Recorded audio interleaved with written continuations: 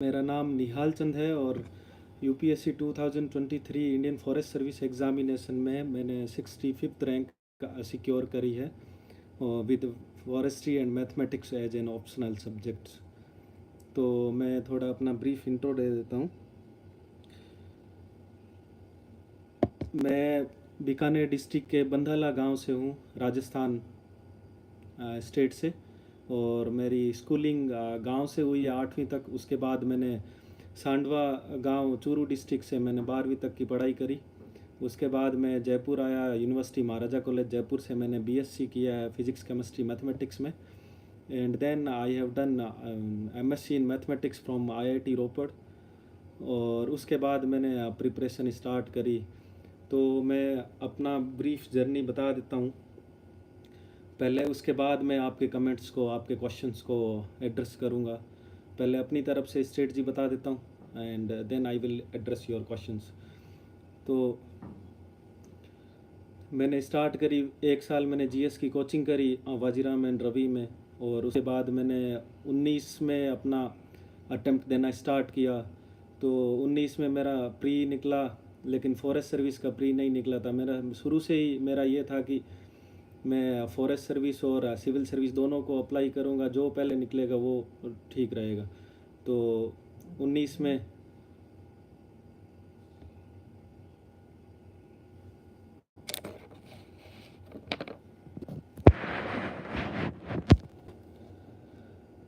19 में मैंने civil service का मेंस दिया, बट सिविल सर्विस का मेंस नहीं निकला।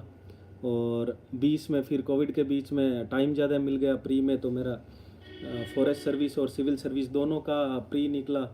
लेकिन फॉरेस्ट सर्विस का इंटरव्यू कॉल हुआ मेरा। तो पहला इंटरव्यू था, उसमें 174 मार्क्स आए और लेकिन फाइनल सिलेक्शन नहीं हुआ। उसके बाद 21 में फिर से मेरा फॉरेस्ट सर्विस और सिविल सर्विस दोनों का प्री निकला। तो उसमें फिर से फॉरेस्ट सर्विस का मेंस निकला, लेकिन 4 मार्क्स से कट ऑफ मिस हो गई। मैं 174 मार्क्स आए फिर से इंटरव्यू में। तो उसके बाद 22 वाला मैं प्री दे चुका था फॉरेस्ट सर्विस के फाइनल रिजल्ट से पहले। तो 22 का मेरा ओनली सिविल का प्री निकला, फॉरेस्ट सर्विस का प्री नहीं निकला था। तो मेंस दे के मैं जॉब ज्वाइन किया, 3 महीने जॉब किया। उसके बाद मैंने सोचा एक बार फिर से ट्राई करते हैं, इतना पास पहुँचे एक बार फिर से ट्राई करते हैं। फिर मैंने 23 वाला अटैम्प्ट में ओनली फॉरेस्ट सर्विस अप्लाई किया। तो प्री पास हो गया, मेंस हो गया, इंटरव्यू में बहुत अच्छे मार्क्स आए, 210 मार्क्स आए। तो इस बार 65th रैंक आई। तो ये मेरी जर्नी रही अब तक। मैं 12th तक हिंदी मीडियम में था, फिर मैंने बीएससी भी ऑलमोस्ट हिंदी में ही की थी, लेकिन तब से मैंने इंग्लिश पढ़ना, न्यूज़पेपर पढ़ना और थोड़ा थोड़ा स्टार्ट कर दिया था कि मैं सीख लूँ ताकि आगे जाके मीडियम चेंज करूँ। तो मैंने एमएससी के बाद मैंने तैयारी करनी स्टार्ट करी, तब मैंने मीडियम चेंज किया। और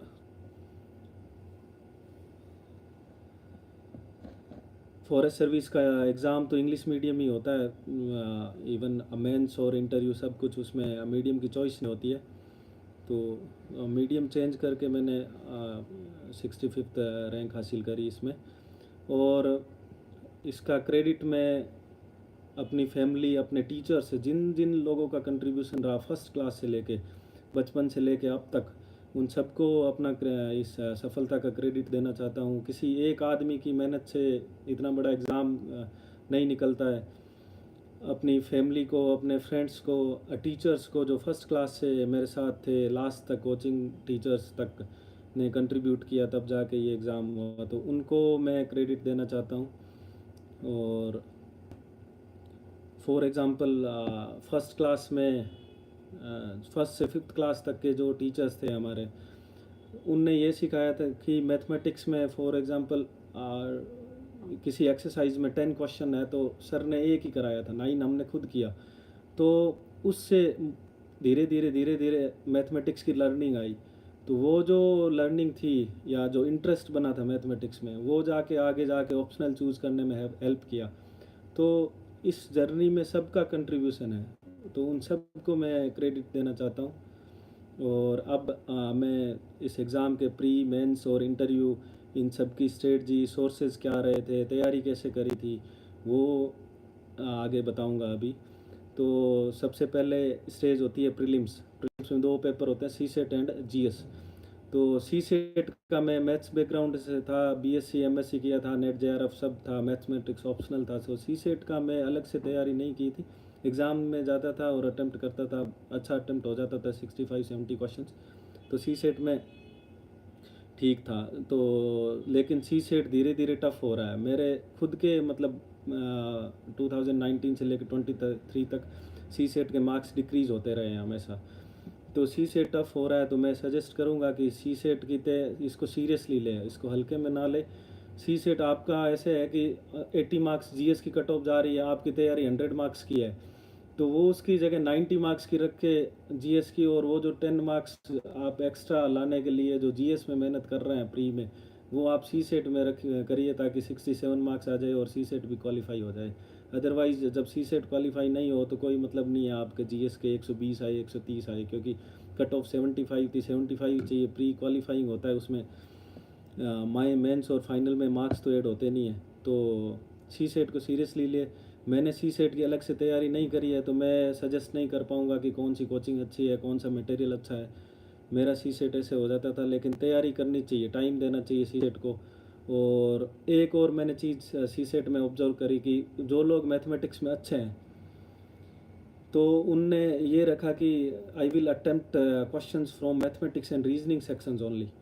तो वो चीज़ कई बारी बैकफायर कर जाती है। मैथमेटिक्स और रीजनिंग में कई बारी कैलकुलेशन एरर हो जाती है, कुछ सिली मिस्टेक्स हो जाती है, तो उससे क्वेश्चन गलत हो जाते हैं, एक्यूरेसी नहीं होती है। और कई बार मैथमेटिक्स और रीजनिंग सेक्शन टफ होता है और कॉम्प्रिहेंशन ईजी होता है, तो वो अटेम्प्ट नहीं करा, तो उस वजह से नुकसान हो जाता है। और बहुत सारे जो इवन आईआईटी से करे हैं, मैथमेटिक्स ऑप्शनल है, वो भी सी सेट फेल कर जाते हैं। तो ऐसा रिजिड माइंडसेट नहीं रखना चाहिए कि I will attempt only from mathematics and reasoning section. तो जैसा यूपीएससी में दिया होता है कि 4 क्वेश्चन रीजनिंग से, फिर 4 क्वेश्चन मैथमेटिक्स से, फिर 4 क्वेश्चन कॉम्प्रिहेंशन से, तो मैं वैसे ही अटेम्प्ट करता था उसको, ताकि थोड़ा बैलेंस बना रहे कि सारे सब्जेक्ट के क्वेश्चंस हो रहे हैं, और ऐसा नहीं हो रहा है कि किसी एक सेक्शन के क्वेश्चन अटेम्प्ट कर रहा हूँ मैं। तो अब मैं यही सी सेट का पेपर अटेम्प्ट करने का तरीका होता था। और एक और चीज़ ध्यान रखनी होती है, सी सेट की तैयारी सबकी लगभग तैयारी होती है, लेकिन वो जो जीएस और सी सेट के बीच का गैप होता है, उसमें जो स्ट्रेस लेते हैं, उसकी वजह से कई बार सी सेट फेल हो जाते हैं। तो जीएस का पेपर देने के बाद इंटरनेट सर्फिंग पे करके वो जो क्वेश्चंस सर्च करते हैं कि जीएस में मेरा ये गलत हो गया, वो गलत हो गया, इस करके स्ट्रेस लेते हैं, वो नहीं लेना है। फॉर एग्जांपल हमारी आदत क्या होती है कि अभी जीएस का पेपर हुआ है, हम वही क्वेश्चन सर्च करेंगे जिसमें हमको डाउट है कि ये मैं गलत करके आ सकता हूँ। तो फिर वो ज़्यादातर क्वेश्चंस वो गलत निकलेंगे, कि जिन पे हमसे पहले से डाउट है कि ये क्वेश्चन मैं गलत कर दिया होगा, तो उनको हम इंटरनेट पे सर्च करेंगे, इंटरनेट पे कुछ इन्फॉर्मेशन होगी, उससे हमको लगेगा कि हमने ये गलत कर दिया है, और जो हमने सही किया है उसको हम कैलकुलेट ही नहीं करेंगे। तो गलत गलत वाले सारे दिखेंगे, हाईलाइट होंगे, हमको हमें लगेगा हमारा जीएस का पेपर ख़राब हो गया है, उस चक्कर में स्ट्रेस आएगा तो सी सेट भी ख़राब होने के चांसेस बढ़ जाते हैं। तो वो काम नहीं करना है बीच के 3 घंटे के गैप में। बीच के 3 घंटे के गैप में खाना खाना है, रिलैक्स करना है, पानी पीना है, और अगले पेपर के लिए तैयार रहना है। और सी सेट अटेम्प्ट करते टाइम भी उसके टाइमिंग का ध्यान रखना है। कई बारी क्या होता है, लगातार 5 मैथ्स के क्वेश्चन अटेम्प्ट किए, पहला नहीं हुआ, 5 मिनट ख़राब हो गए, दूसरा नहीं हुआ, 5 मिनट और ख़राब हो गए, तीसरा नहीं, ऐसे करके 20 मिनट ख़राब हो गए, 4 क्वेश्चन ट्राई किए, एक भी सॉल्व नहीं हुआ। तो हम पैनिक कर जाते हैं, पैनिक करते हैं तो फिर और पेपर ख़राब होता है। वो नहीं करना है, हमने 67 मार्क्स लाने हैं। कोई बात नहीं, 20 मिनट ख़राब हो गए, अभी भी 1 आवर एंड 40 सेकेंड्स 40 मिनट्स पड़े हैं, तो उसमें ट्राई करें कि हम 67 मार्क्स ले आएँ। तो वो जो स्ट्रेस मैनेजमेंट है, वो सी सेट में ज़रूरी है, उसकी वजह से बहुत सारे कैंडिडेट फेल हो जाते हैं। तो सी सेट की मेरी इतनी स्ट्रेटजी थी कि स्ट्रेस नहीं लेना है, बीच का जो गैप होता है उसमें ध्यान रखना है कि स्ट्रेस नहीं लेना है। पेपर अटेम्प्ट करते टाइम का ध्यान रखना है कि मैं sufficient number of questions attempt करूं। एक्यूरेसी की इसमें गारंटी नहीं होती है कि कितने एक्यूरेट होंगे, कितने नहीं होंगे। मेरा ये था कि 50+ क्वेश्चंस अटेम्प्ट करूंगा तो सी सेट निकल जाएगा, टारगेट रहता था। तो 2 घंटे में उसमें ये टारगेट रखना है कि 50+ क्वेश्चन अटेम्प्ट करें, तो comprehension and GS reasoning, mathematics and reasoning मिला के तो सी सेट निकल जाएगा। बाकी जीएस के लिए पहली बारी प्री निकालने के लिए अलग से मतलब 5-6 महीने की मेहनत चाहिए होती है। उसके बाद महीने भर रिवाइज करो, 1.5 महीने करो, उसमें निकल जाता है। तो उसके मैं सोर्सेज बता देता हूँ कि हिस्ट्री के लिए मैंने वाजीराम एंड रवि में मैंने क्लासेस करी थी। उसके लिए जो मॉडर्न हिस्ट्री के क्लास नोट्स थे वो, प्लस स्पेक्ट्रम बुक, उससे मॉडर्न हिस्ट्री किया था। और एंशियंट हिस्ट्री के लिए मैंने रामचरण शर्मा बुक करी थी, और विजन आईएएस के कुछ 15 वीडियो थे जो आर्ट एंड कल्चर और वो एंशियंट हिस्ट्री वो करे थे, उनके नोट्स बनाए थे और वो रिवाइज करे थे। प्लस रामचरण शर्मा की जो एनसीईआरटी की बुक आती है वो की थी। मिडाइवल हिस्ट्री के लिए पहले जो मैंने फॉरेस्ट सर्विस के अटैम्प्ट दिए थे उसमें मैं मिडाइवल छोड़ के जाता था, लेकिन इस बार मैं कोई रिस्क नहीं लेना चाहता था, तो मैंने तमिलनाडु एनसीईआरटी और किसी 1-2 कोचिंग के नोट्स डाउनलोड किए थे और उनको बार बार रिवाइज करा था। फिर लास्ट में एक चूज़ करा था, स्प्रिंग बोर्ड और ओनली आईएएस दोनों के ही ठीक थे। फिर मैंने स्प्रिंग बोर्ड कोचिंग के मिडाइवल हिस्ट्री के नोट्स बार बार रिवाइज करे थे, 4-5 रिवीजन किया था। इसके अलावा मिडाइवल का मैंने पहले भी कुछ नहीं पढ़ा था और इतने क्वेश्चन आते नहीं थे, आजकल बढ़ गए। तो फिर मिडाइवल के लिए ये पढ़ा था। और आर्ट एंड कल्चर के लिए नितिन सिंघानिया बुक को बार बार रिवाइज करा था। उसमें कुछ चैप्टर्स ऐसे हैं जो छोटे हैं और फैक्चुअल ज़्यादा है, तो उसके एक एक पन्ने में नोट्स बना लिए थे। कुछ चैप्टर्स ऐसे हैं, जैसे पहला चैप्टर है उसको मैंने बार बार रिवाइज किया था, बाकी चैप्टर्स के छोटे नोट्स थे तो उनको बार बार नोट्स को ही रिवाइज कर लिया था, फिर से बुक नहीं देखी थी। कुछ चैप्टर्स 4-5 ऐसे रखे थे कि ये बुक से ही बार बार रिवाइज करूँगा। और फिर एनसीईआरटी की बात आती है हिस्ट्री के लिए, तो नई एनसीईआरटी में जितने भी बॉक्स और फिगर में जो इन्फॉर्मेशन दी हुई है उनके मैंने एक एक पन्ने में नोट्स बना लिए थे। फॉर एग्जांपल जैसे 12th की एनसीईआरटी है, 12th की एनसीईआरटी में जितने फिगर और दिए हुए हैं, जितने बॉक्स में इन्फॉर्मेशन है, उनको 4-5 पन्नों में नोट्स बना लिए थे और उनको रिवाइज़ किया था। जब हम पेपर देखते हैं और एनसीईआरटी में जो फिगर और बॉक्स में इन्फॉर्मेशन दी होती है उनको रिलेट करते हैं तो पता चलता है कि यहीं से क्वेश्चन आया है। इस वजह से मैंने वो एनसीईआरटी सारी 6 से लेकर 12 तक की जो बॉक्स और उसमें इन्फॉर्मेशन थी फिगर के नीचे, वो मैंने नोट डाउन कर ली थी। वो बहुत हेल्प करी थी क्वेश्चन सॉल्व करने के लिए। तो हिस्ट्री की मेरी यही स्ट्रेटजी रही थी। और एक और हिस्ट्री में ये काम किया था कि जो पीवाईक्यूज़ है, पीवाईक्यूज़ में जो ऑप्शंस में जो लोकेशन अपीयर हुई है, जो साइट अपीयर हुई है एंशियंट हिस्ट्री में और कल्चर में, उनके बारे में नोट्स बना लिए थे। फॉर एग्जांपल बुद्धिस्ट साइट का कोई क्वेश्चन है, नीचे 4 ऑप्शन है, 4 साइट के नाम दिए हुए, उस साल वो एक करेक्ट ऑप्शन एक ही था।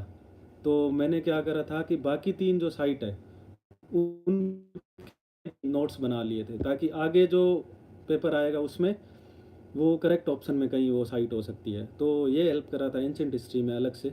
और फिर पॉलिटी के लिए सब जो पढ़ते हैं लक्ष्मीकांत, वही मैंने पढ़ी थी। उसके अलावा 11th की एनसीईआरटी पॉलिटी की मैंने करी थी, क्योंकि उसमें जो थ्योरीज दी हुई है, लिबर्टी क्या होती है, फ्रीडम क्या होती है, कॉन्स्टिट्यूशनल गवर्नमेंट क्या होती है, गवर्नमेंट क्या होती है, स्टेट क्या होता है, इन सब के बारे में क्वेश्चन आजकल आने लग गया है। तो 11th की एनसीईआरटी उसमें हेल्प करी थी। और 12th की जो पॉलिटी की एनसीईआरटी है उसमें शुरू के 1-2 चैप्टर से जो बॉक्स और फिगर के नीचे इन्फॉर्मेशन दी हुई होती है वो करी थी उनके। क्योंकि क्वेश्चन आया था पहले कि कम्युनिस्ट गवर्नमेंट सबसे पहले कहाँ बनी थी, ये सब इन्फॉर्मेशन 12th की एनसीईआरटी पॉलिटी की एनसीईआरटी में बॉक्स में इन्फॉर्मेशन थी। तो इस वजह से मैंने वो बॉक्स और फिगर के नीचे की इन्फॉर्मेशन कलेक्ट करी थी। तो पॉलिटी का इतना ही था। और उसके बाद इकोनॉमी में फुल्ली मृणाल सर के नोट्स और उनके वीडियो पे रिलाई किया था।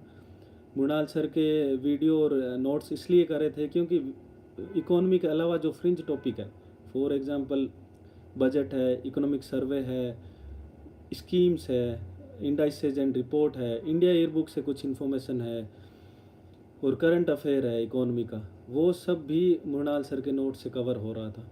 इस वजह से इकोनॉमी के अलावा जो फ्रिंज टॉपिक्स है उनको अलग से मेहनत करने की ज़रूरत नहीं थी, मृणाल सर के नोट्स करने से ही हो रहा था। तो मृणाल सर के नोट्स और मृणाल सर के वीडियो किए थे इकोनॉमी के लिए। और प्लस 450 क्वेश्चंस आए थे विवेक सिंह के, वो मैंने किए थे। और इकोनॉमी के अलावा साइंस एंड टेक के पहले मेरा जब फॉरेस्ट सर्विस का प्री निकला था तब मैं वाजीराम के जो मेरे साइंस एंड टेक के नोट्स थे प्लस करंट अफेयर वही करता था। लेकिन वो कॉन्फिडेंस नहीं आता था एग्ज़ाम से पहले। एग्ज़ाम से 1 घंटे पहले ऐसे होता है ना कि हमारा पॉलिटी ठीक है, इकोनॉमी ठीक है, हिस्ट्री ठीक है। और साइंस एंड टेक में ये होता था क्वेश्चन हो जा रहे थे लेकिन वो कॉन्फिडेंस नहीं था कि मेरे को साइंस एंड टेक आती है। तो वो मैंने इस 2023 वाले में अलग से ये किया था कि डॉक्टर शिविन के वीडियोस मैंने लिए थे और उनके पीपीटी 2 बार रिवाइज़ करी थी। तो उनने बहुत अच्छा पढ़ाया है। उस वजह से ये हुआ कि कॉन्फिडेंस आ गया था कि मुझे साइंस एंड टेक आती है और उसके क्वेश्चंस मैं कर लूँगा। और एनवायरनमेंट के लिए मैंने शंकर आईएएस की बुक पढ़ी थी और एनवायरनमेंट की जो पीटी 365 आती है वो बहुत अच्छे से करी थी। और उसके बाद अंशुमन राजहंस सर के कुछ वीडियोज़ है एनवायरनमेंट पे, उनके अपने यूट्यूब चैनल पे। अंशुमन राजहंस 11th रैंक थे 2018 में। तो उनके अपने चैनल पे you can go and watch them. उनके अपने चैनल पे एनवायरनमेंट से रिलेटेड कुछ 45 वीडियोज़ है, वो मैंने देखा था और उनको रिवाइज़ किया था उनकी पीपीटी से। तो अलग से ये किया था। और बाकी एनवायरनमेंट में भी जो स्पीशीज़ पहले यूपीएससी क्वेश्चंस में अपीयर हो चुकी है उनके बारे में नोट्स बनाया था। कई ऐसे होता है कि 4 स्पीशीज़ के नाम दिए हैं, 4 ऑप्शंस है, एक ऑप्शन उस साल करेक्ट था, बाकी 3 स्पीशीज़ भी इंपॉर्टेंट है क्योंकि वो गलत ऑप्शन में अपीयर हुई है यूपीएससी के एग्ज़ाम में। तो उनके बारे में भी मैंने नोट्स बनाए थे और वो आगे किसी क्वेश्चन में हेल्प कर रहे थे। और इसके अलावा एनवायरमेंटल लॉज है, जैसे पहली बारी फॉरेस्ट सर्विस साइंस दिया तो फॉरेस्ट्री अलग से पढ़ लिया था, तो थोड़ा सा एनवायरनमेंट में एडवांटेज हो गया था। और स्पीशीज़ के बारे में, ट्री स्पीशीज़ के बारे में नॉलेज हो गया था। और फॉरेस्ट लॉज है जो फॉरेस्ट कंजर्वेशन एक्ट है, वाइल्ड लाइफ प्रोटेक्शन एक्ट है, एनवायरनमेंट प्रोटेक्शन एक्ट है, काम्पा एक्ट है, एनजीटी है, बायोडाइवर्सिटी एक्ट है, इनके बारे में थोड़ी इन डेप्थ नॉलेज हो गई थी, तो वो हेल्प करा था 2023 प्री में। ये एनवायरनमेंट की स्ट्रेटजी थी। और इसके अलावा करंट अफेयर, ज्योग्राफी बचता है। ज्योग्राफी के लिए 11th की एनसीईआरटी मैंने बहुत अच्छे से बहुत बार पढ़ी थी। 11th की एनसीईआरटी के अलावा 12th की एनसीईआरटी के एक दो चैप्टर्स मतलब माइन मिनरल्स वाला चैप्टर है या फिर एग्रीकल्चर वाला चैप्टर है, उससे डायरेक्ट क्वेश्चन आता है एग्रीकल्चर वाले चैप्टर से। फॉर एग्जांपल कॉटन का क्वेश्चन आया हुआ है और शुगर कैन का क्वेश्चन आया हुआ है, डायरेक्ट क्वेश्चन आया हुआ है एनसीईआरटी का एकदम पैराग्राफ उठा के। तो वो एक दो एग्रीकल्चर वाला चैप्टर और मिनरल वाला चैप्टर में एनसीईआरटी 12th के एनसीईआरटी से किया था।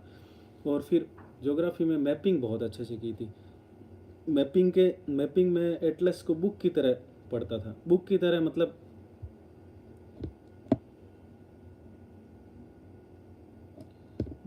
मतलब कि जैसे हम बुक पढ़ते हैं पेज टू पेज, वैसे ही एटलस को मैंने किया था।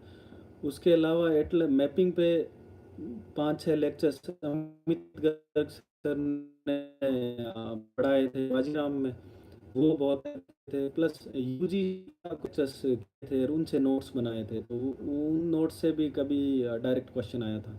और बाकी पीवाईक्यू से भी हिंट लेके मैंने मैपिंग तैयार करी थी। तो फॉर एग्जांपल कभी पूछा है कि ये कौन सी कंट्री में है, तो उसका देखा कि मैंने क्वेश्चन का नेचर देखा कि ये लेक है जो एंडेंजर्ड लेक है, इसलिए इसकी कंट्री पूछी है। तो मैंने क्या करा था कि मैंने टॉप 10 जो एंडेंजर्ड लेक है दुनिया की उनकी लिस्ट बना ली। तो फिर अगले साल फिर से एक लेक का कंट्री का नाम पूछा था, तो वो मेरे नोट से आ गया था।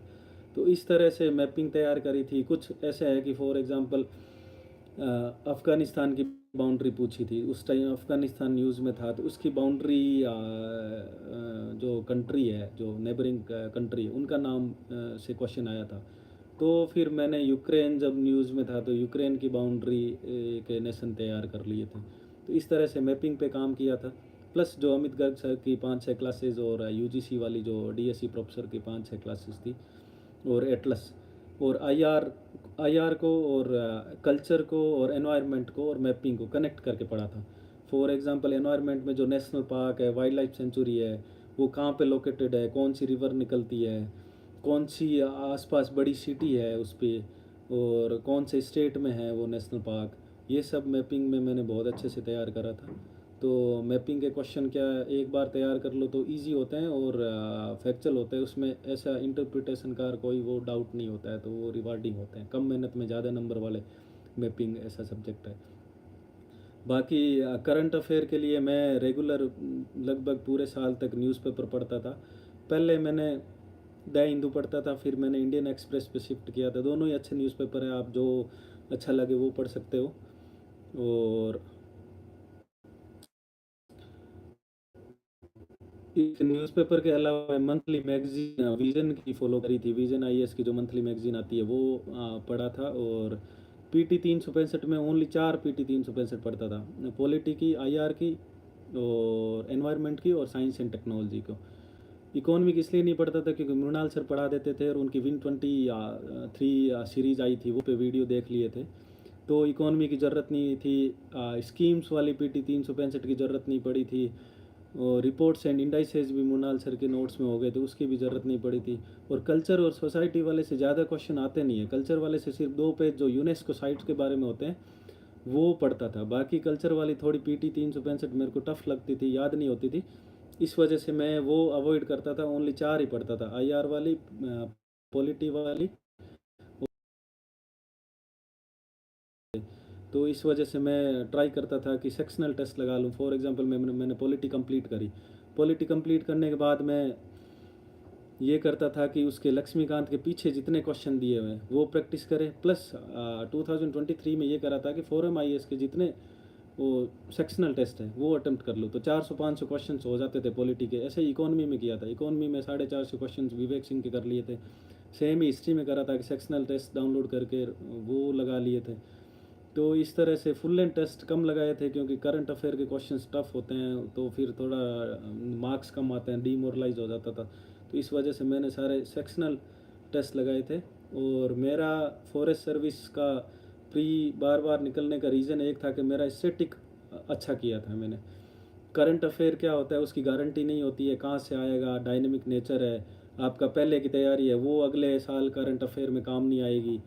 स्टैटिक एक बार आपने अच्छा कर लिया तो वो काम आएगा आपके, उसको ऐसे नहीं है कि स्टैटिक चेंज हो गया। तो करंट अफेयर में ये रिस्क होती है, करंट अफेयर कहाँ से आएगा किसी को नहीं पता होता। तो बेयर मिनिमम जितना करंट अफेयर करना होता है वो मैं कर लेता था, एक्स्ट्रा एफर्ट करंट अफेयर में मैं ज़्यादा नहीं डालता था। तो ये ओवरऑल स्ट्रेटजी थी। और लास्ट में ये होता है पेपर कैसे अटेम्प्ट करना है प्री का। अब जितने सोर्स बताए मैंने, इन सोर्स से तो 30-35 क्वेश्चंस आते हैं, और हमने अटेम्प्ट करने होते हैं 90 प्लस। मैं तो 96-97 कई बार 100 अटेम्प्ट किए हैं मैंने। तो वो जो क्वेश्चंस है, बाकी क्वेश्चंस वो कैसे अटेम्प्ट करने हैं, वो मैंने अंशुमन राजन सर की वीडियोस देखी थी। उनने 2016 से लेके 2023 तक के पेपर सोल्व कर रखे हैं कि कैसे एग्ज़ाम हॉल में कॉमन सेंस लगा के, कुछ गेस वर्क करके, नॉलेज बेसिस पे कैसे हम क्वेश्चंस अटेम्प्ट करें। तो उनसे वो सीखा था, और मैंने उसको इम्प्लीमेंट करने के लिए PYQ प्रैक्टिस करे थे। तो वो चीज़ हेल्प करी थी क्वेश्चन अटेम्प्ट करने के लिए। अदरवाइज़ 30-35 क्वेश्चंस आते हैं जो ये सब सोर्सेज बताए हैं इनसे। बाकी 65 क्वेश्चंस ऐसे होते हैं कि नए होते हैं हमारे लिए, हमने पढ़ नहीं रखे होते। उनको कैसे अटेम्प्ट करें, उनको कैसे सोल्व करें और मार्क्स को मैक्सिमाइज़ करें। तो अंशुमन राजहंस की स्ट्रेटजी उसमें मेरी हेल्प करी थी। और इसके अलावा ओवरऑल PYQ एनालिसिस होता है वो मैंने किया था। फॉर एग्जांपल एक साल क्वेश्चन आ गया कि डैम दे दिए, हाइड्रो पावर प्रोजेक्ट दे दिए, सामने स्टेट दे दिया मैच करने के लिए। तो अब अपनी ड्यूटी बनती है कि उस साल तो 4 ही हाइड्रो पावर प्रोजेक्ट आए, सामने 4 स्टेट आई। अब अपनी ड्यूटी बनती है कि जितने हाइड्रो पावर प्रोजेक्ट है बिगर, मतलब 20-25, वो हम एक लिस्ट बनाए और उसके सामने स्टेट लिखे और कौन सी रिवर पे है वो हम तैयार करें। तो ऐसे ही PYQ एनालिसिस किया, कौन सा करेक्ट है, टिक किया, याद हो गया, ठीक है, वो दोबारा रिपीट नहीं होगा, होगा तो भी क्वेश्चन आएगा वैसा, लेकिन उसके जैसे क्वेश्चन दोबारा आ सकते हैं। तो उस तरह से मैंने प्रिपेयर करा था PYQ। एंशियंट हिस्ट्री में अलग तरीके से PYQ एनालिसिस होता है। फॉर एग्जांपल पहले तो प्रायोरिटी एरिया कि इस एरिया से ज़्यादा क्वेश्चन आ रहे हैं, दूसरा उसके अंदर जो रॉन्ग ऑप्शंस होते हैं उन साइट के बारे में रिसर्च करना, वो दूसरा तरीका है। और फिर IR और मैपिंग में ये तरीका होता है, जैसे मैंने बताया कि अफ़गानिस्तान और यूक्रेन वाला जो था, या फिर उससे पहले एक क्वेश्चन आया था कि रिसेंटली इनमें से कौन सी कंट्री में मिलिट्री कू हुआ है। तो फिर अपनी ड्यूटी बनती है कि पिछले 10 साल में जितने मिलिट्री कू हुए हैं उन कंट्रीज़ के नाम लिखो। और कई बार ऐसे क्वेश्चन आता है कि ये सिटीज़ जो कन्फ्लिक्टेड रीजन है उनको स्टेट से मैच, कौन सी कंट्री में उनसे मैच करना आता है। तो अब अपनी ड्यूटी बनती है कि पूरी दुनिया के जितने कन्फ्लिक्टेड एरिया है उनकी लिस्ट बनाए और सामने कंट्री का नाम लिखे और उसको याद कर ले, ताकि अगली बार जब आएगा ऐसा क्वेश्चन तो हम उसको सही से अटेम्प्ट कर पाए। तो ये ओवरऑल प्री की स्ट्रेटजी थी मेरी। और इसमें ये चीज़ है कि बार बार रिवीजन, स्टैटिक पे ज़्यादा फोकस था, करंट अफेयर जो सब कर रहे हैं उतना करना है, एक्स्ट्रा मतलब एक क्वेश्चन सही करने के लिए बहुत ज़्यादा एफर्ट नहीं डाला था मैंने कि करंट अफेयर पीटी 365 से न्यूज़पेपर रेगुलर पढ़ने से जितना सही होगा उतना ही करना है। बाकी स्टैटिक ज़्यादा अच्छा रखा था, इस वजह से प्री में मतलब सिविल सर्विस की कट ऑफ से 15-20 नंबर ऊपर आ जाते थे और निकल जाता था। तो ये तो ओवरऑल प्री की स्ट्रेटजी थी।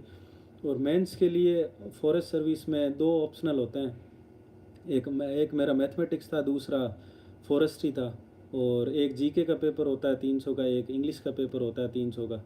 तो मैथमेटिक्स ऑप्शनल मैंने क्यों चूज़ किया ये बता देता हूँ पहले, कि मेरा बैकग्राउंड था, शुरू से मैथ्स में इंटरेस्ट था, मैंने BSc MSc NET JRF GATE ये सब था मेरा मैथमेटिक्स में। तो मैथमेटिक्स के अलावा मार्क्स भी आ रहे थे सिविल सर्विस और फॉरेस्ट सर्विस में, तो इंटरेस्ट भी था, मार्क्स भी आ रहे थे, रिसोर्सेज भी अवेलेबल है। और क्वेश्चन पेपर जब देखा ये तैयारी करने से स्टार्ट करने से पहले, तो भी मैंने तो क्वेश्चन सोल्व हो रहे थे, इसका मतलब मैथमेटिक्स मेरे लिए नेचुरल चॉइस था कि मैं मैथमेटिक्स ऑप्शनल ऑप्ट करूं। तो मैथमेटिक्स के बाद मैथमेटिक्स के रिसोर्सेज के बारे में और कौन से मैंने कोचिंग, मैथमेटिक्स ऑप्शनल की मैंने कोचिंग नहीं करी थी किसी से, लेकिन मैंने टेस्ट सीरीज ज्वाइन करी थी मैथोक्रेट, शिवराज सर की जो यूट्यूब चैनल है और उनकी जो कोचिंग है मैथोक्रेट, उसकी टेस्ट सीरीज ज्वाइन करी थी। एक दो बार आईएमएस की टेस्ट सीरीज ज्वाइन करी थी, और कुछ टेस्ट सीरीज जो मार्केट से सीधी खरीद के मैंने सॉल्व करी थी। तो मैथमेटिक्स में लगभग कुछ टॉपिक्स मेरे को बहुत अच्छे से आते थे पहले से, तो उनका ये था कि मुझे रिवीजन कम टाइम में रिवीजन करने के लिए कोई भी नोट्स मिल जाए तो वो मैं कर लूँगा। तो फॉर एग्जांपल एलपीपी है, न्यूमेरिकल एनालिसिस है, या फिर लीनियर अलजेब्रा है, इनके लिए मैंने आईएमएस के नोट्स रिफ़र करे थे। और जो फिजिक्स टॉपिक है, डायनेमिक्स है, फ्लूइड डायनेमिक्स है, मैकेनिक्स है, और ये स्टैटिक्स है, इसके लिए मैंने मैथोक्रेट चैनल के जो यूट्यूब चैनल पे वीडियोस है वो सारे देखे थे, उनसे नोट्स बनाए थे, और पीवाईक्यू आंसर उनकी प्रैक्टिस करी थी बार बार। और डायनेमिक्स और स्टैटिक्स के लिए मैंने कृष्णा सीरीज़ की बुक को रेफ़र किया था। और फ्लूइड डायनेमिक्स के लिए एमडीआर के जो जो चैप्टर शिवराज सर ने बताए थे वो सोल्व करे थे। और मैकेनिक्स के लिए मैं फुल्ली रिलाई किया था शिवराज सर के वीडियोस पर, उनसे नोट्स बना के। इसके अलावा अलजेब्रा और रियल मेरा अच्छा था, इस वजह से मैं पहले गैलियन करता था, फिर रियलाइज़ हुआ कि इतने टफ क्वेश्चन आते नहीं है गैलियन जैसी बुक से, और उसमें टाइम बहुत कंज्यूम हो रहा था। तो मैं आर कुमार पे शिफ्ट हुआ था। आर कुमार अच्छी बुक है, उससे लगभग क्वेश्चन सोल्व हो जाते हैं और कम टाइम में रिवाइज हो जाती है। तो अब्स्ट्रैक्ट अलजेब्रा के लिए आर कुमार की बुक, और रियल एनालिसिस के लिए मलिक एंड अरोड़ा, उससे उससे लगभग सारे क्वेश्चन, मलिक एंड अरोड़ा से रियल एनालिसिस के लगभग सारे क्वेश्चन उससे हो जाते हैं यूपीएससी के। तो इसके अलावा कॉम्प्लेक्स एनालिसिस है, कैलकुलस है, इनके लिए मैंने कृष्णा सीरीज़ को रिफ़र किया था। वेक्टर एनालिसिस के लिए भी कृष्णा सीरीज़ को रिफ़र किया था। और ओडी और पीडी के लिए एमडीआर की बुक, एमडी राय सिंघानिया की बुक है, वो रिफ़र करी थी। और PN Chatterjee for geometry, analytic geometry के लिए मैंने पीएन चटर्जी को किया था, बार बार किया था उस बुक को।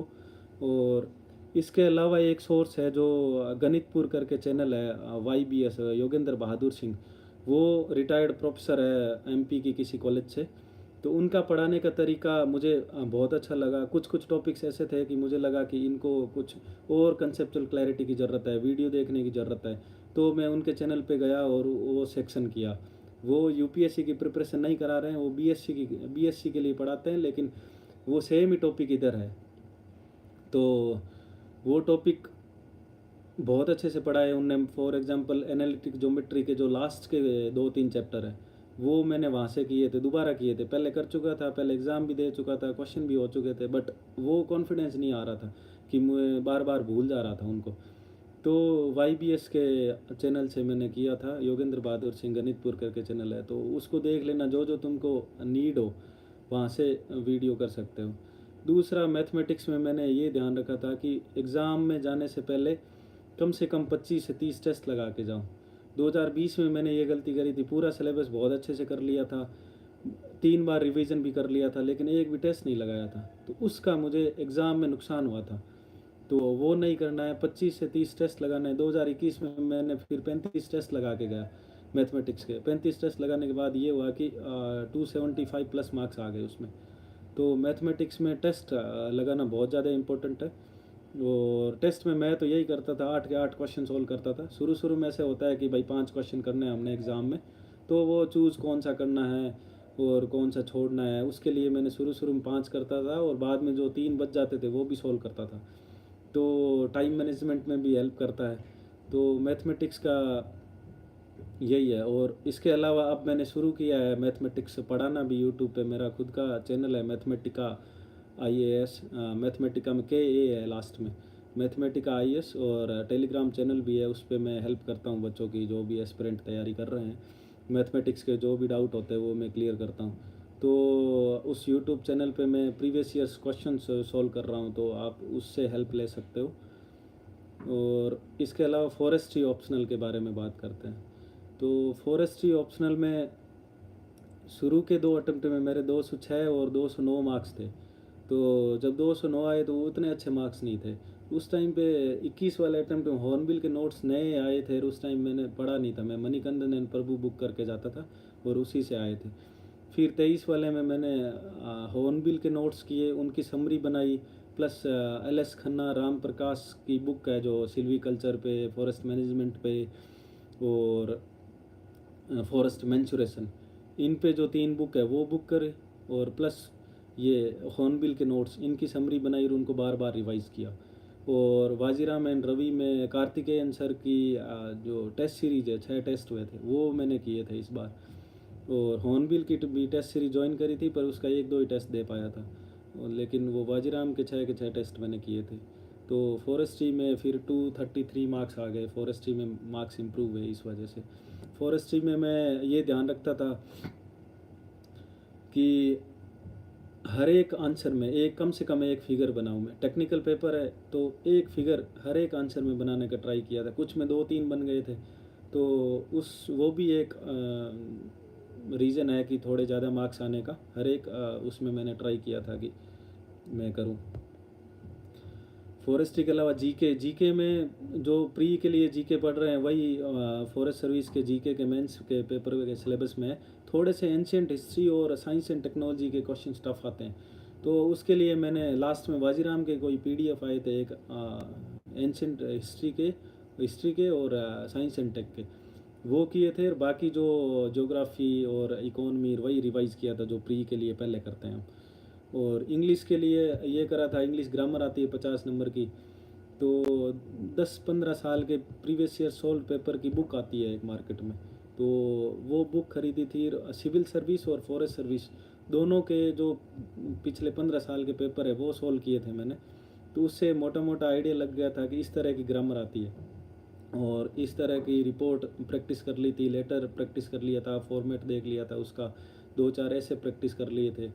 तो इंग्लिश में इतना ही था।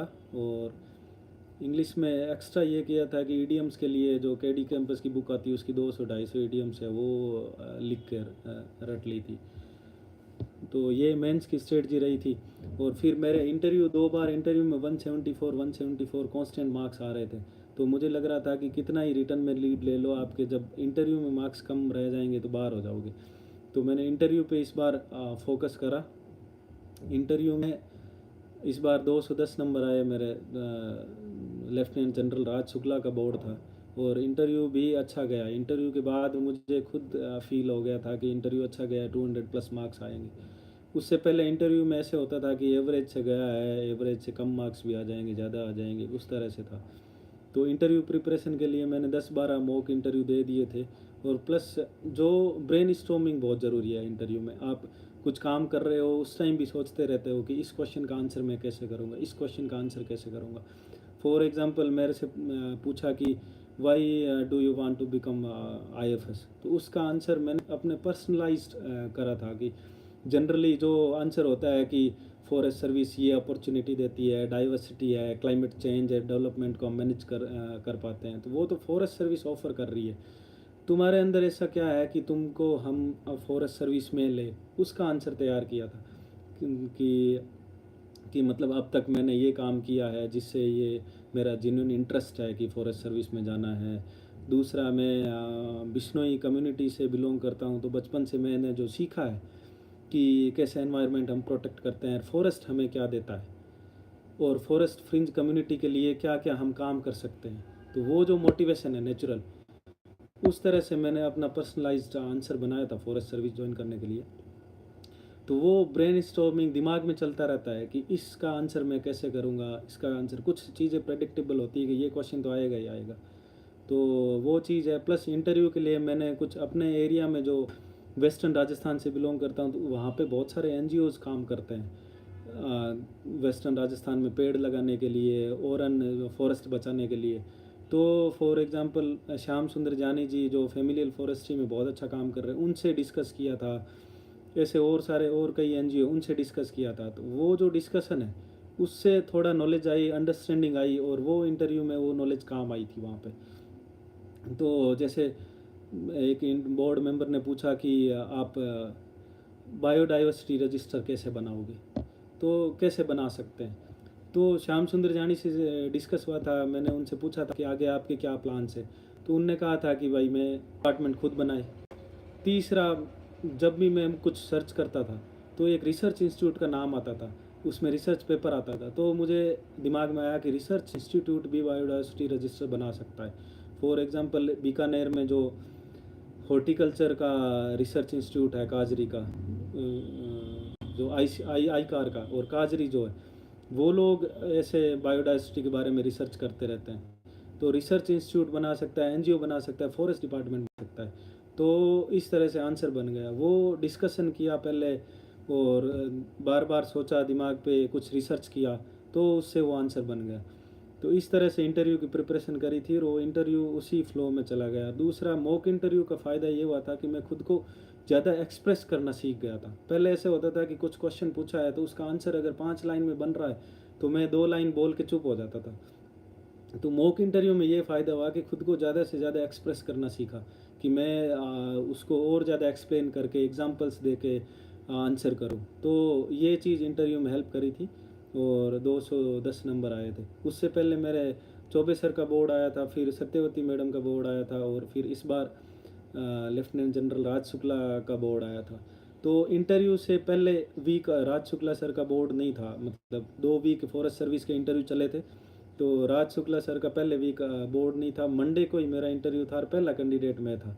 और जब मुझे पता चला कि राज शुक्ला सर का बोर्ड है, तो एस्पिरेंट्स के बीच में एक डर बना हुआ है कि राज शुक्ला सर मार्क्स नहीं देते हैं। तो उस टाइम मेरे दिमाग में 2 सेकंड के लिए ये आया कि राज शुक्ला सर का बोर्ड आ गया, पता नहीं मार्क्स मिलेंगे कि नहीं मिलेंगे। फिर जब वो बाहर बिठा के रखते हैं 15 मिनट, उस टाइम पे ये सोचा कि राज शुक्ला सर हमसे दोबारा मिलने नहीं है ज़िंदगी में कभी, तो डरना क्यों है। जो आता है वो बताना है, जो नहीं आता है वो उसमें सॉरी कह देना है, जितना आता है उतना बता के कह देना है कि इतना ही आता है सर। ये दिमाग में रखा, और नर्वस नहीं होना है, कॉन्फिडेंट रहना है, जितना आता है उस पर कॉन्फिडेंट रहना है। सर का काम नंबर देना है, हमारा काम नंबर लेना है, वो हमारे ऐसे नहीं है कि सर हमारे नंबर काटने के लिए बैठे हैं। तो ये मेंटलिटी लेके मैं इंटरव्यू बोर्ड में गया था, और बहुत अच्छे मार्क्स आए, 210 आए, और 65th रैंक आई। तो ये अब तक का प्रोसीजर था जो मैंने फॉलो किया था। और इसके अलावा जो चीज़ें ध्यान में रखनी है, वो PYQ का जो रोल है मैंने बताया वो है। और टाइम टेबल कैसे बनाना है, टाइम टेबल में मैं हमेशा प्लानिंग करता था। प्लानिंग ऐसे करता था, जैसे फॉर एग्जांपल 120 दिन बाद मेंस है, तो मैं 120 दिन को पहले 15-15 दिन या 20-20 दिन में तोड़ता था कि इतने दिन में मुझे ये करना, इतने दिन में ये करना, इतने दिन। फिर वो जो 15 दिन थे उनका 5-5 दिन का प्लान बनाता था। 5 दिन का बाद में माइक्रो प्लान डेली का बनाता था। तो प्लान ऐसा बनाता था कि मैं उसको 70% भी इम्प्लीमेंट कर दूँ ना तो भी बहुत अच्छा हो।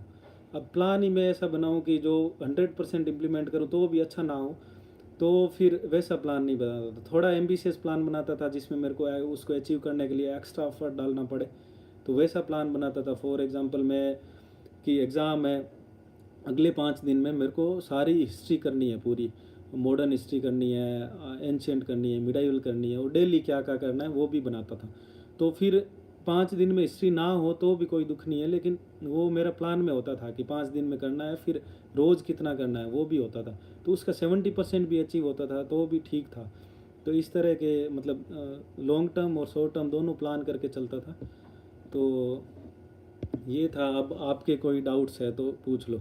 दूसरा ये कमेंट आ रहा है बार बार कि हिंदी मीडियम से इंग्लिश मीडियम कैसे आपने करा।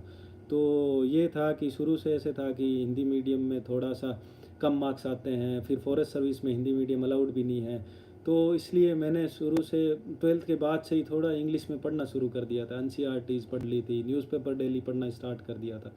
तो फिर जब हम जो चीज़ें एग्ज़ाम के सिलेबस में वो इंग्लिश में पढ़ेंगे तो इंग्लिश आ जाएगी, इतना वो मुश्किल नहीं है कि आएगी नहीं। तो फिर कन्वर्ट कर लिया था। फिर बोलना थोड़ा आईआईटी में रहा था तो वहाँ बोलने का कल्चर था, तो वहाँ से इंग्लिश बोलना थोड़ा सीख गया था। ये था। और कोई डाउट है तो कमेंट में पूछ सकते हो। I will wait. Interview experience,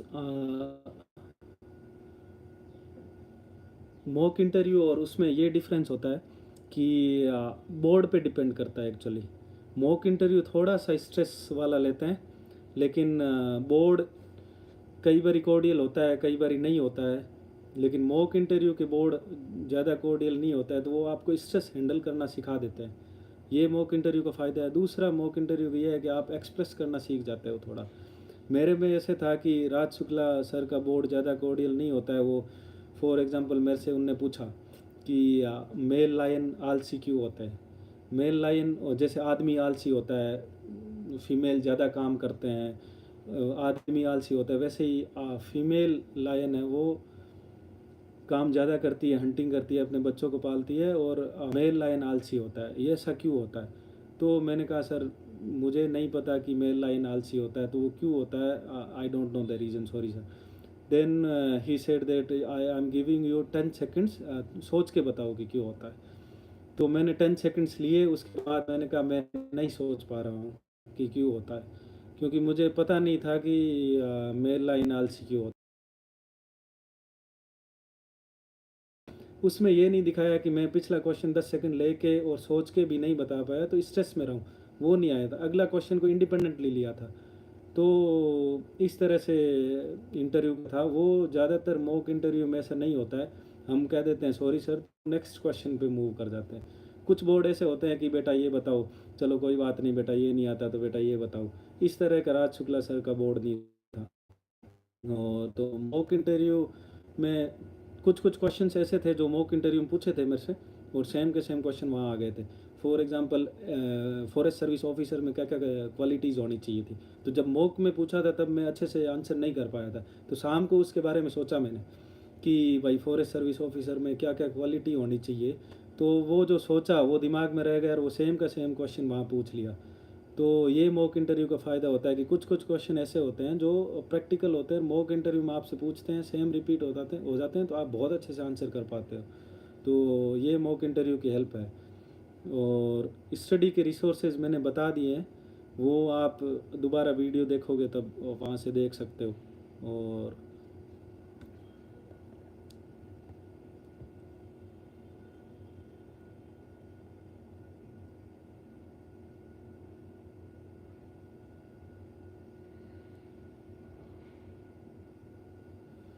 अब प्रीलिम्स के लिए कुछ ही दिन बचे हैं, 15 दिन बचे हैं। तो अब क्या करना है, मतलब 15 दिन में ये कर सकते हो कि आप ज़्यादा टेस्ट मत लगाओ। अब 5 से 6 टेस्ट 15 दिन में बहुत है। अब आप कोशिश करो कि जो प्रायोरिटी एरिया है वो उनको रिवाइज़ करो बार बार। जैसे इकोनॉमी के कंसेप्ट होते हैं तो वो क्लियर हो गए, उसको रिवाइज़ करने की ज़रूरत नहीं है। पॉलिटी के कुछ सेक्शन हैं जो हम बार बार भूल जाते हैं, कल्चर के कुछ सेक्शन हैं जो हम भूल जाते हैं, उनको रिवाइज़ करने की ज़रूरत है इस टाइम पे। तो प्रायोरिटाइज़ करो कि कौन सा रिवाइज़ करना है, किस टाइम रिवाइज़ करना है। जैसे इकोनॉमी आज रिवाइज़ कर सकते हैं, लेकिन पॉलिटी 2 दिन पहले, एग्ज़ाम से 2 दिन पहले रिवाइज़ करने ज़रूरी है, क्योंकि वो उसमें कुछ कुछ चीज़ें ऐसी है जो हम भूल जाते हैं। तो 15 दिन में तो यही है कि कोशिश करो कि 1.5 या 2 रिवीजन हो जाए जल्दी जल्दी, और अपने जो नोट्स बनाए हैं वो गो थ्रू। नई चीज़ नहीं पढ़नी है 15 दिन में, अगर आप पढ़ोगे तो भी वो एग्ज़ाम में नहीं आएगी, आपको लग रहा है कि ये छूट गया है, वो छूट गया है, लेकिन जिसने पेपर बनाया है उसको नहीं पता है कि आप क्या नहीं पढ़ के आए हो। वो आपको टारगेट करके पेपर नहीं बना रहे कि भाई ये चीज़ ये पढ़ के नहीं आया है, यहाँ से क्वेश्चन बना देता हूँ, नहीं, उनका पेपर बन चुका है और आपको क्या नहीं आता है वो उनको नहीं पता है। तो उसकी टेंशन नहीं लेनी है कि मुझे क्या नहीं आता है, जो आता है उस पे कॉन्फिडेंट रहना है और अपने नॉलेज पे भरोसा करना है। एमसीक्यू अटेम्प्ट करने की ये ट्रिक होती है कि जो पहली बार दिमाग में आ गया ना, वो उसको टिक करके आगे बढ़ो। अगर दोबारा सोचा तो वो गलत हो जाएगा। एक तो होता है कि पूरा पूरा आता है हमको, उसमें दोबारा सोचेंगे तो भी कोई दिक्कत नहीं है, लेकिन जहाँ डाउट है वहाँ दोबारा नहीं सोचना है। एक बार जो दिमाग में आ गया उसको टिक करके आगे बढ़ना है, दोबारा सोचेंगे तो गलत हो जाएगा। ये सबकॉन्शियस माइंड अपना बोलता है कि कहीं ना कहीं हमने पढ़ा है ये चीज़ और ये चीज़ सही है, उसने एक बार कह दिया, दोबारा हम दिमाग लगाएंगे, दिमाग लगा के हम उस क्वेश्चन को गलत कर देंगे।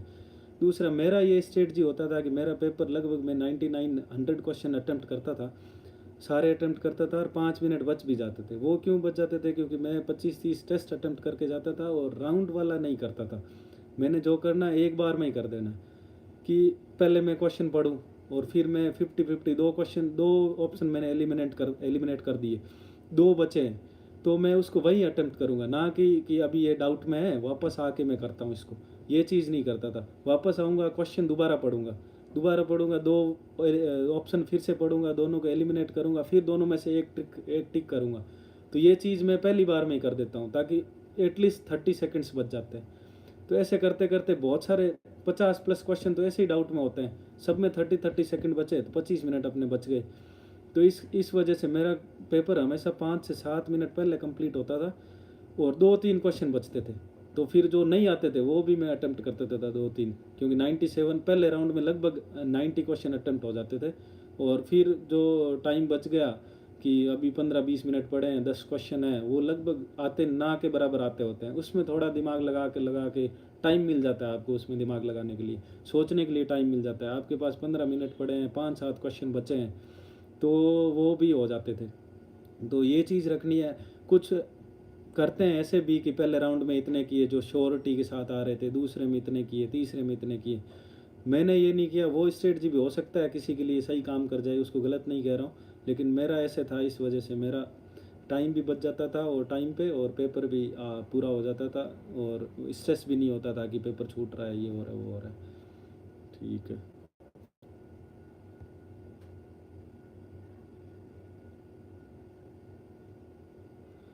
यूपीएससी सिविल सर्विस और आईएफएस में डिफरेंस ये होता है कि प्री सेम होता है, और फॉरेस्ट सर्विस की कट ऑफ हाई इसलिए जाती है प्री की, क्योंकि इसमें सीटें कम है। तो अभी फॉर एग्जांपल 2023 की फॉरेस्ट सर्विस की कट ऑफ 93 पॉइंट समथिंग है, सिविल सर्विस की कट ऑफ 75 है। दोनों का मेंस अलग होता है, इंटरव्यू अलग होता है। मेंस में 2 ऑप्शनल होते हैं फॉरेस्ट सर्विस में, और सिविल सर्विस में एक ऑप्शनल होता है। सिविल सर्विस में 4 जीएस के पेपर होते हैं और फॉरेस्ट सर्विस में एक जीके का, एक इंग्लिश का पेपर होता है। और इंटरव्यू इसमें 300 का होता है और सिविल सर्विस में 275 का होता है। ये फ़र्क है। और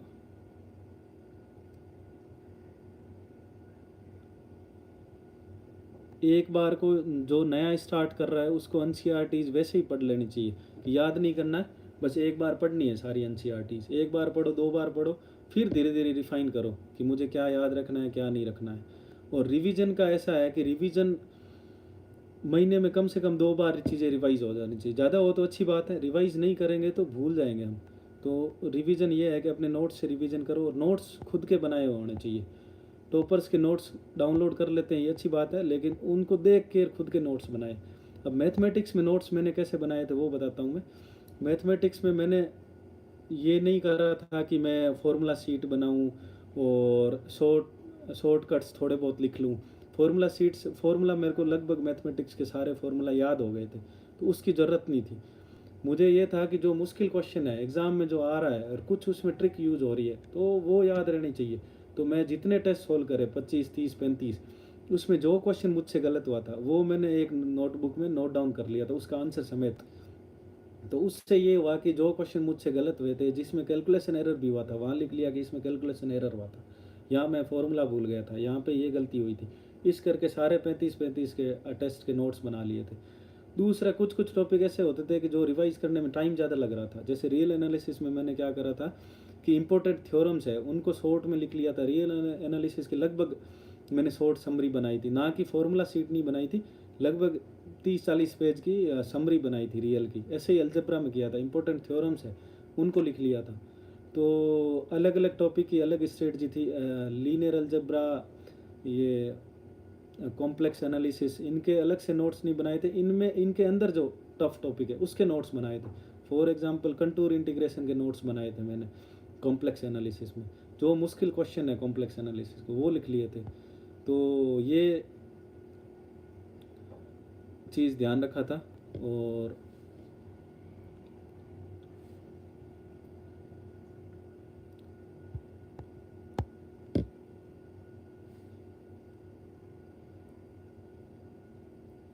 बिगिनर के लिए ये सजेशन है मेरा कि अभी न्यूज़पेपर पढ़ने की आदत डालो, ऑप्शनल को तुम चूज़ करो और उसको कंप्लीट करो। अगर किसी की ग्रेजुएशन चल रही है तो ग्रेजुएशन वाला सब्जेक्ट बहुत अच्छे से करो, उस पर ध्यान दो। जिस साल एग्ज़ाम देना होगा उस टाइम जीएस कर लेंगे, उस टाइम सब चीज़ें हो जाएगी। लेकिन ऑप्शनल आपका स्ट्रॉन्ग होना चाहिए पहले से एकेडमिक्स में।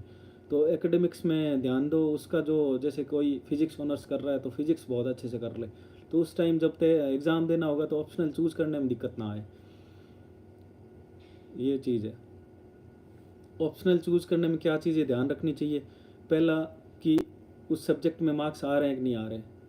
दूसरा, उसमें आपका इंटरेस्ट है कि नहीं है। तीसरा, उसका मटेरियल अवेलेबल है कि नहीं है। ये तीनों चीज़ें जिस सब्जेक्ट में सेटिस्फाई हो रही है वो आप ऑप्शनल सब्जेक्ट ले सकते हैं। ऐसे देख लिया किसी का कि इसके ऑप्शनल में इतने मार्क्स आ रहे हैं तो ये मैं ले लेता हूँ। जिसका मैथ्स में इंटरेस्ट नहीं है या फिर जिसको मैथ्स कम आती है, वो सोचे कि मैथ्स में 300 प्लस मार्क्स बहुत आते हैं तो मैं मैथ्स ऑप्शनल ले लेता हूँ, तो वो बैक फायर कर जाती है। तो 300 सबके नहीं आते हैं, बहुत सारे लोग 90-50 इतने भी आते हैं, 100 भी आते हैं।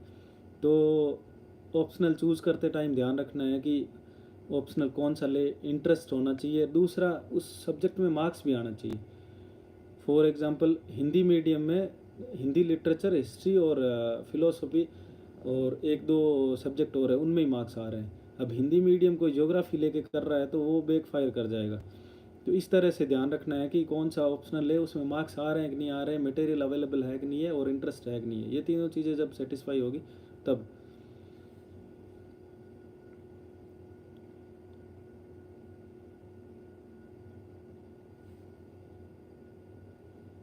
नोट्स बनाने के लिए ये है कि पहले उस बुक को 2 बार पढ़ो, फिर नोट्स बनाओ, फिर उस नोट्स से नोट्स बनाओ।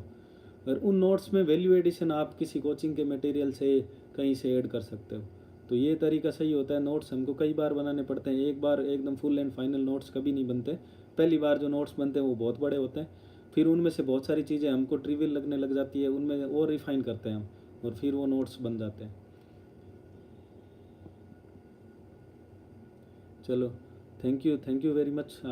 You can join my YouTube channel or Telegram channel. There I will be able to guide you continuously. Mathematica IAS करके मेरा चैनल है जिस पे मैं मैथमेटिक्स ऑप्शनल पढ़ाता हूँ और सी सेट भी पढ़ाता हूँ उस पर, और स्टेट जी वीडियो या फिर कुछ प्रीलिम से रिलेटेड कुछ वो ज्वाइन कर सकते हो। और मैथमेटिका IAS का टेलीग्राम चैनल भी है, उस पर आप मैथ से और CSAT related. Thank you very much.